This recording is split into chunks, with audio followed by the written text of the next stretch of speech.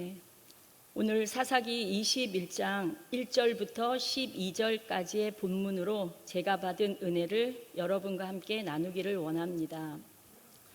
우리는 지금까지 매주일 일부 예배 시간에 사사기를 1장부터 묵상해 왔습니다. 아직 13절부터 25절까지의 내용이 남아있지만 오늘 본문은 사사기 마지막 장입니다. 여러분께서 잘 기억하고 삶에 적용을 해오고 계신 줄로 생각하는데 또 어떤 분들은 잊어버리고 새롭게 느끼신 분들도 계실 것입니다. 지난해 새벽 기도회 시간에 간략히 말씀드린 본문이지만 같은 내용으로 조금 다른 관점에서 묵상을 하고자 합니다. 오늘 본문이 사랑하는 성도님들께도 놀라운 은혜의 말씀이 되시기를 축원합니다. 사사기에서 이스라엘 백성의 삶은 반복되는 불순종의 연속이었습니다. 저는 이것을 불순종의 7 패턴으로 암기하며 쉽게 정리해서 저 자신도 이 패턴을 따르지 않으려고 애쓰고 있습니다. 불순종의 7 패턴은 거통, 우징, 회구평이라고 소개해 드렸는데요. 가나안 족속과 함께 거주하고 그들과 서로 통혼하고 그들의 우상을 숭배하고 그러면 하나님의 징계가 임하여 고통을 당하면 백성들은 하나님께 부르짖고 회개합니다. 그러면 하나님이 사사를 세워 구원하여 주시고 또 그러면 당분간은 이스라엘 백성들이 다시 평화를 누리고 있다가 평화는 또다시 가나안 족속의 문화를 따르게 되고 또 하나님의 명령에 불순종하는 이런 위태위태한 배반의 연속이 사사기의 패턴이었습니다. 오늘 본문은 사사기를 마무리하는 장인데요. 그 마무리조차도 이스라엘 백성들은 여전히 혼란 가운데 있습니다. 오늘 본문 1절을 제가 읽겠습니다. 이스라엘 사람들이 미스바에서 맹세하여 이르기를 우리 중에 누구든지 딸을 베냐민 사람에게 아내로 주지 아니하리라 하였더라.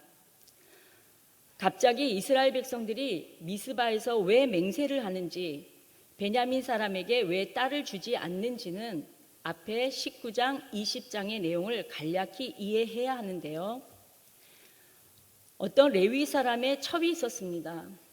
레위인이 첩을 거느리는 것도 눈에 거슬려 보이는데 이 첩이 베냐민 지파의 불량배들에게 몹쓸 짓을 당한 후에 그만 죽은 시체가 되어서 돌아왔습니다. 레위 사람이 죽은 첩의 시체를 집으로 데려가서 12덩이로 쪼개어 각 지파에 보냈더니 이스라엘 모든 지파가 아니 베냐민 지파가 그럴 수가 있느냐 하고 모여서 베냐민 지파를 진멸하고자 40만 명의 군대를 만들었습니다. 베냐민 지파는 이를 상대하기 위해 겨우 26,700명의 군대를 만들어서 대항하여 싸웠지만 베냐민 지파는 남자 600명만 겨우 남고 25,000명이 모두 전쟁에서 죽었던 것입니다. 그리고는 모든 이스라엘 백성들은 앞으로 베냐민 지파에게는 우리의 딸을 아내로 주지 말자고 맹세를 하는데 그 내용이 오늘 본문 1절입니다. 그런데 맹세 후에 돌아서서 보니 큰일 났습니다. 생각해 보니 베냐민 지파 중 전쟁하고 남은 남자 600명이 결혼할 수 있는 여자가 없어서 이 지파가 없어질 처지에 놓이게 된 것입니다. 2절에서 4절까지를 보겠습니다.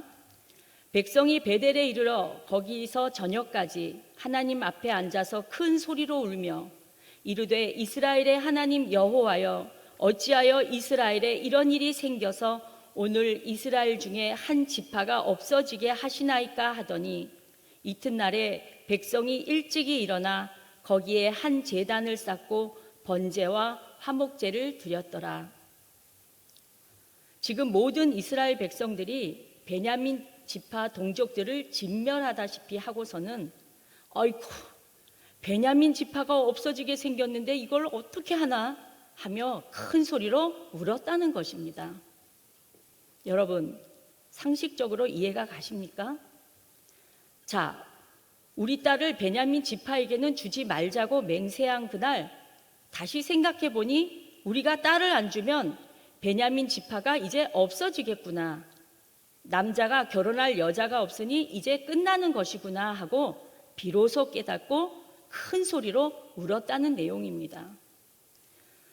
성경에서 큰 소리로 우니까 야, 찐하게 회개하였구나 라고 생각할 수 있겠지만 이런 것에 속으면 안 됩니다. 사랑하는 성도 여러분, 무턱대고 울지 마시기 바랍니다.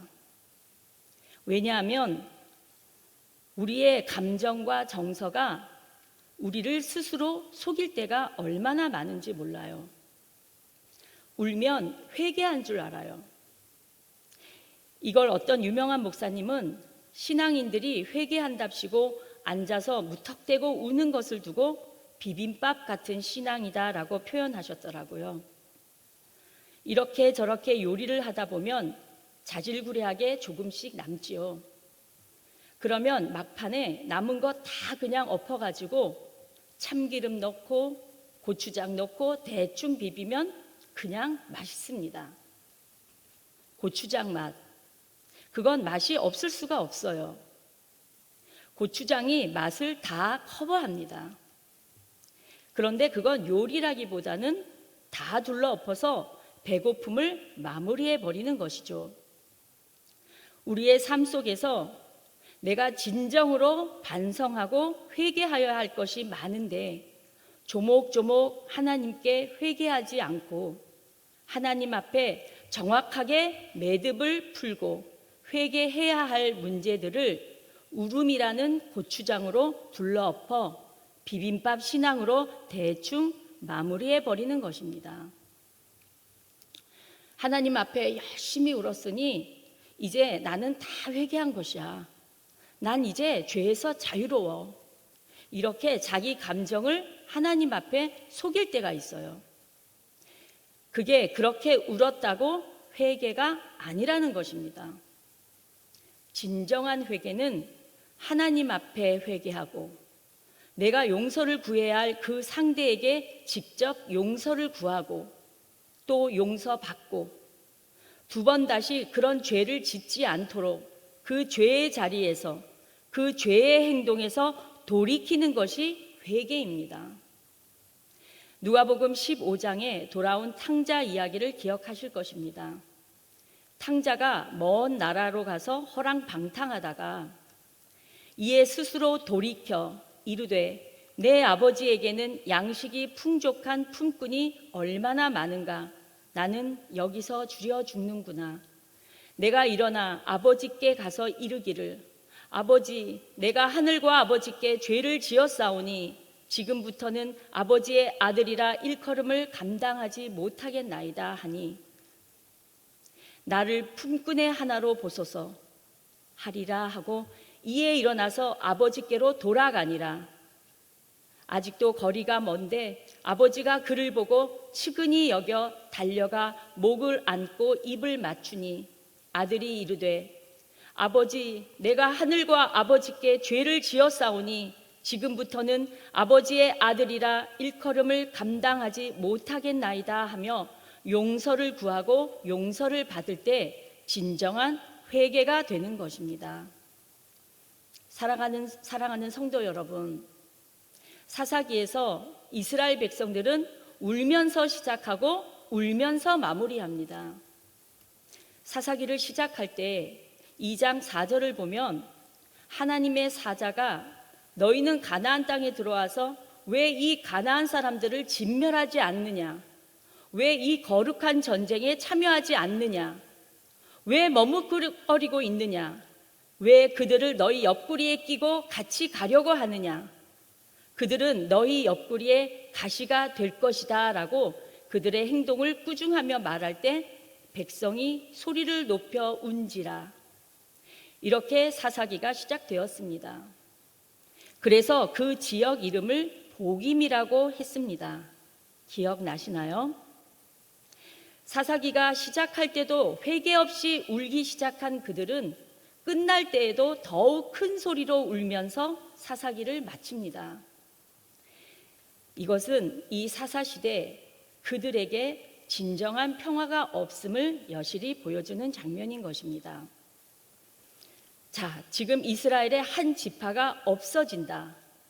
이것이 왜 슬픈 일입니까? 이스라엘은 12지파의 12형제 공동체입니다. 형제 가운데 한 형제가 지금 없어지게 된 것입니다. 그런데 없어지게 된 이유가 외적의 침입이 아닙니다. 그동안 수많은 외적들, 암몬, 미디안, 아말렉과 블레셋의 침입이 있었지만 이스라엘은 그때마다 한 공동체로 싸우고 이겨냈어요.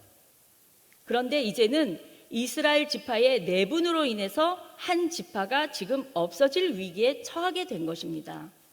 이것이 지금 기가 막힐 일인 것이죠.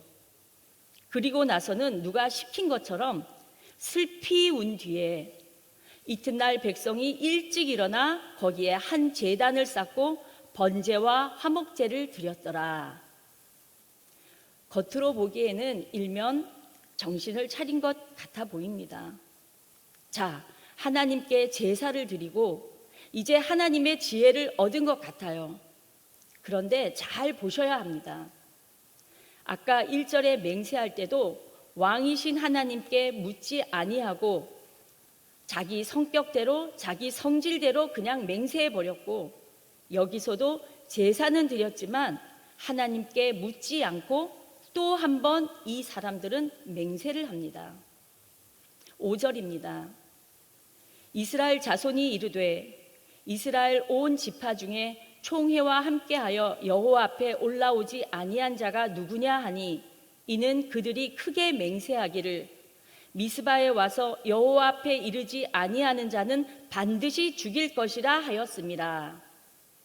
또 한 번의 맹세를 하는데 그 맹세도 역시 하나님 앞에서 한 것이 아닙니다.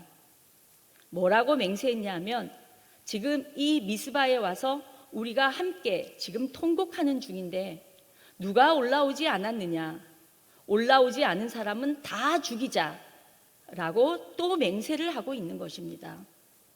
참으로 이해가 되지 않는 일을 하고 있습니다. 자기네가 지금 맹세를 잘못해놓고 그 맹세 때문에 엄청난 일이 되도록 만들어 놓고 함께 맹세를 한 이 미스바에 오지 않은 사람들을 우리가 죽이자, 그런 생각을 하고 있는 것입니다. 즉 자꾸만 엉뚱한 곳으로 그들의 시선을 돌리며 끔찍하고 잔인한 생각을 하고 있는 것이죠. 그러면서 6절, 7절입니다.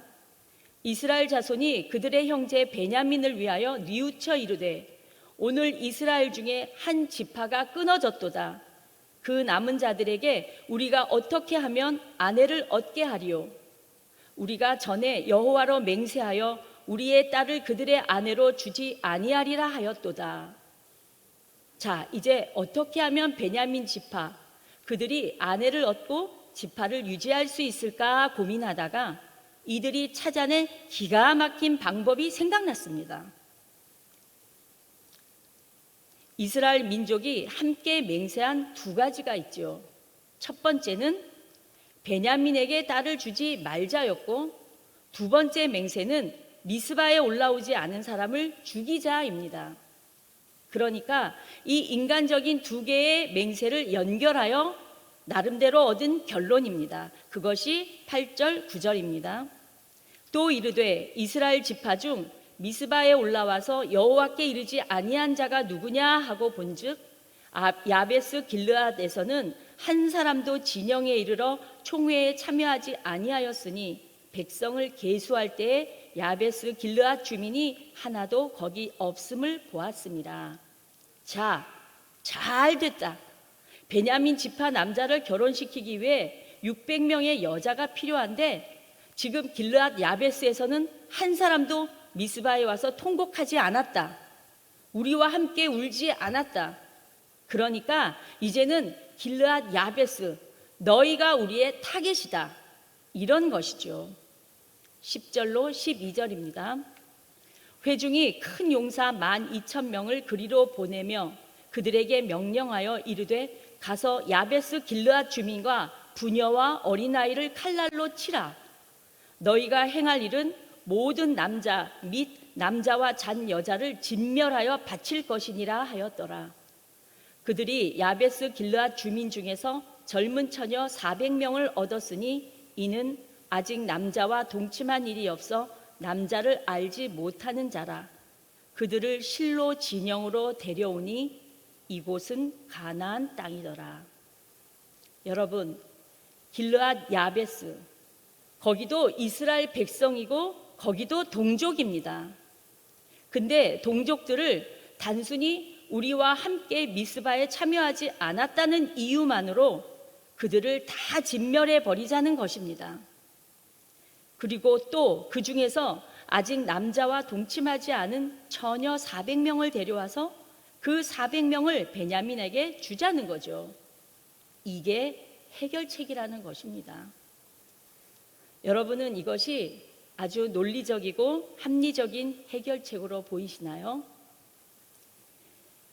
베냐민 지파라는 자기 동족을 사랑하지 않고 레위 사람 첩의 죽음의 원인을 제대로 분석하지도 않고 용서하지도 않고 평화롭게 대하지도 않고 단지 레위 지파의 한 사람의 말만 듣고 그것이 의로운 것이냐 성질대로 다 죽여버리고 이제 600명밖에 남지 않은 베냐민 지파 남자가 이제는 결혼 문제가 걸리니까 여자로 짝을 맞춰줘야 되는데 여자가 없으니까 또 다른 동족 길르앗 야베스의 남자를 다 죽여버리고 남은 길르앗 야베스의 여자만, 그것도 처녀만 데려다 짝을 맺어주자.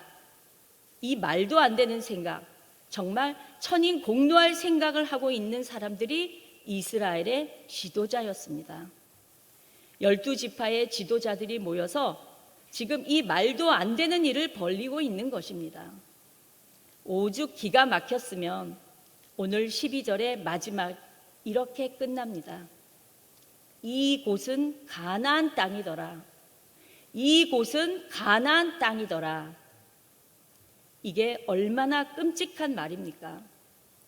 가나안 땅에서는 다 이렇게 했고 가나안 땅은 이렇게 해도 된다는 것입니다.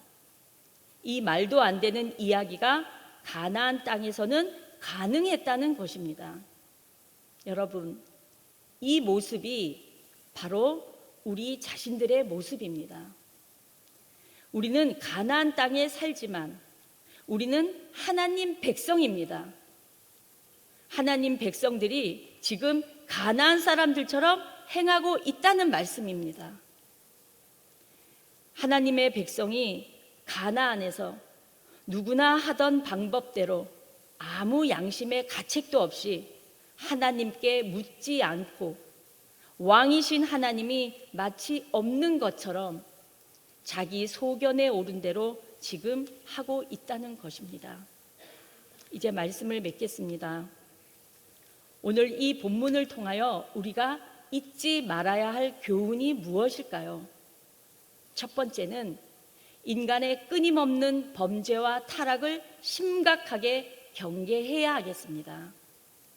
인간은 하나님이 아무리 사사를 보내어 구원해 주셔도 아무리 고통스러운 문제가 해결되고 평안이 찾아오면 또 자기 소견에 오른 대로 행하는 죄를 짓습니다. 끊임없이 저지르는 타락과 부정, 욕심과 탐욕, 이것이 오늘을 살아가는 우리의 삶의 모습이 아닌지 철저히 반성해야 하겠습니다. 지금 그렇게 할 형편이 안 되니까 못하는 것뿐이지 이렇게 할 수만 있으면 아마 우리도 이스라엘 백성과 다를 바가 뭐가 있겠습니까?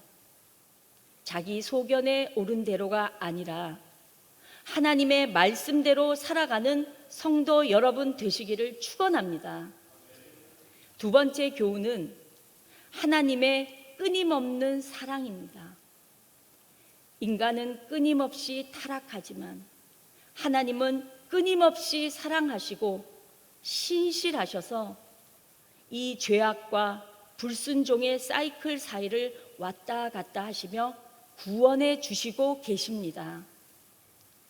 우리를 구원하기 위하여 온니엘을 보내주시고 애욱과 삼갈, 입다, 삼손을 보내시며 끊임없는 사랑을 베푸십니다. 하나님께서 지속적으로 불순종하는 이스라엘 백성들을 포기하지 않고 붙잡으시는 하나님의 사랑을 기억하시기 바랍니다. 이제 베드로전서 1장 18절과 19절을 읽으면서 오늘 말씀을 마무리하겠습니다. 제가 읽겠습니다.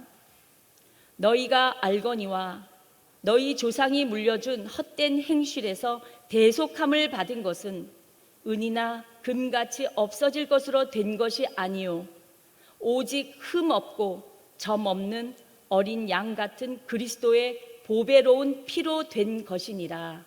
아멘. 우리의 헛된 행실, 조상으로부터 내려오던 헛된 죄와 탐욕이 대속함을 받은 것이 은과 금이 아니라 오직 흠 없고 점 없는 어린 양 같은 그리스도의 보배로운 피로 된 것입니다. 기도하겠습니다. 사랑의 하나님, 오늘 사사기 마지막 21장을 살펴보면서 말씀을 보는 내내 마음이 아프고 찔리고 혼란스러우며 마치 우리의 이 시대의 아픈 현실을 보는 것 같습니다. 주님, 그러나 이렇게 아프고 혼란스럽고 우리의 탐욕과 부정함 가운데서 하나님은 살아계셔서 여전히 이스라엘 민족을 붙잡아 주셨듯이 여전히 우리에게도 하나님의 사랑으로 긍휼을 베풀어 주심을 감사드립니다. 주 하나님의 은혜가 오늘도 실망과 좌절에 빠져 있는 모든 하나님의 자녀들에게 임하여 주시기를 간절히 소망하오며 험한 세상을 이겨낼 수 있도록 그리스도의 보혈의 능력으로 붙잡게 하여 주시옵소서. 예수님의 이름으로 기도합니다. 아멘.